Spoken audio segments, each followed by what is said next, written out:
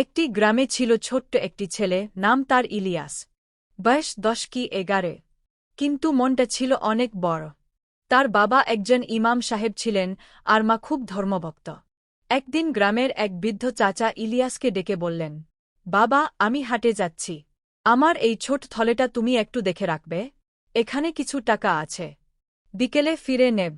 ইলিয়াস সম্মতি দিলে থলেটা সে কাপড়ে মুড়িয়ে নামাজের পর কোরআন পড়ার পাশে রেখে দিল। সারা দিন সে একবারও সেটাতে হাত দিল না।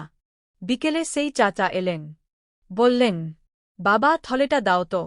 ইলিয়াস একদম যেভাবে পেয়েছিল ঠিক সেভাবেই ফিরিয়ে দিল। চাচা থলেটা খুলে দেখলেন, সব ঠিকঠাক। চোখে পানি এসে গেল তার। তিনি বললেন, ইলিয়াস, তুই একদিন বড় আলেম হবি ইনশাআল্লাহ। আমানতের হক রক্ষা করতে যে পারে, সে আল্লাহর প্রিয় বান্দা। একটি লাইক দিয়ে আমাদের পাশে থাকুন, সাথে সাবস্ক্রাইব করুন।